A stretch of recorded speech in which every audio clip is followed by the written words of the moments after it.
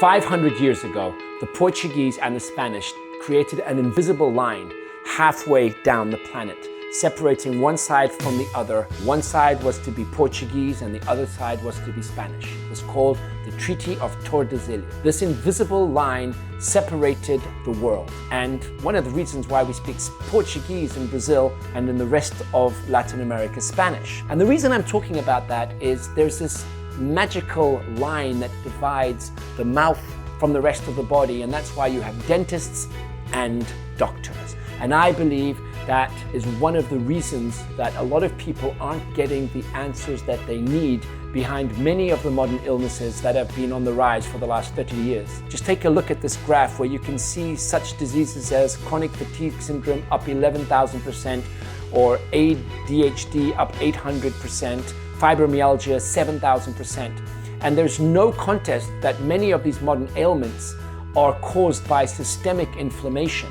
Now, we also know that the blood circulates through our entire body every 23 seconds, meaning that if we do have cysts around impacted wisdom teeth or old dental treatments that were poorly or just done with old techniques 30 years ago, that if we're not looking at the causes or causality of systemic inflammation, and the mouth is part of our body, there's no magical line separating your mouth from the rest of your body. Your jawbone is also part of your skeleton, and it has bone marrow in it that is also part of your immune system. And we need to look better, and that is why modern dentistry has 3D CBCT, and even if you can't get that at your local dentist, the full mouth panoramic x-ray.